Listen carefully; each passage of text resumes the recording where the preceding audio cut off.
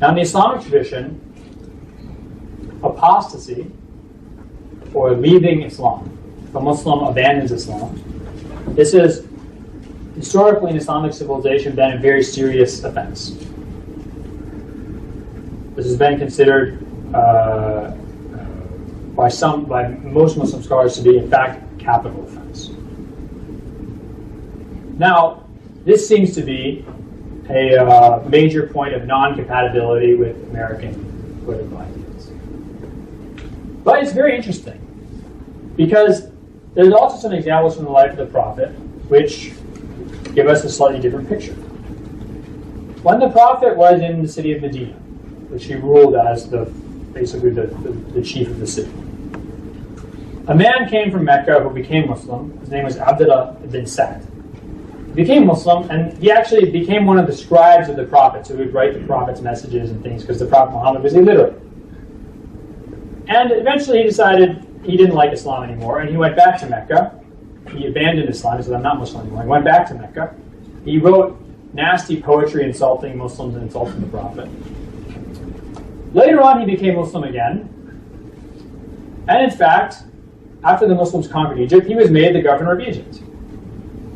This does not seem to concur with the apostasy as a death penalty offense narrative that I just gave you. Not only did he apostatize, but he became an enemy agent against the Muslims. And later on, not only was he accepted back into Islam, but he was made a governor of a major province.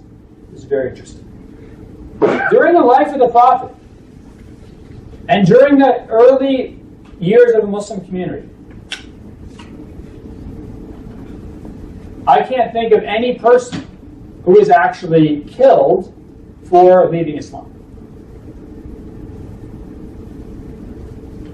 And this is because the way that people understood apostasy was more a matter of allegiance to a state or to a community than about personal conscience. In fact, Muslim scholars throughout Islamic history generally didn't care what people actually believed in their hearts. They didn't care what they did in their homes. They didn't care whether they were sincere in their prayers or whether they sat at home and drank alcohol. It didn't matter. What mattered was your public behavior.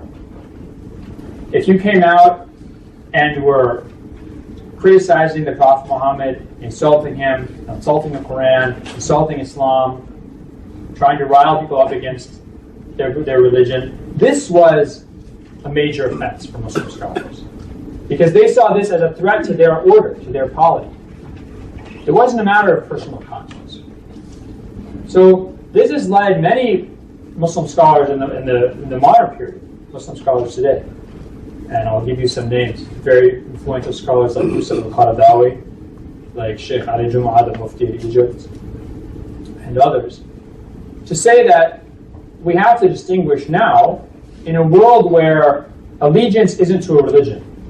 If you lived in medieval Europe in the 1200s, you belonged to Christendom. You're a Christian, first and foremost. If you lived in the Muslim world in, let's say, Syria in 1300, your identity was a Muslim. You lived in the abode of Islam. That was the chief polity to which you belonged. And leaving that religion was almost an act of treason to that polity. Now we don't live in a world like that. Now we live in a world in which religion is a private matter, in which one's loyalty is, or one's identity is determined mostly by your nation state, maybe by your city or by your culture. And in this case, there's no reason to treat apostasy so severely. So in a lot of ways, the apostasy that Muslim scholars considered so dangerous is more similar to maybe high treason today.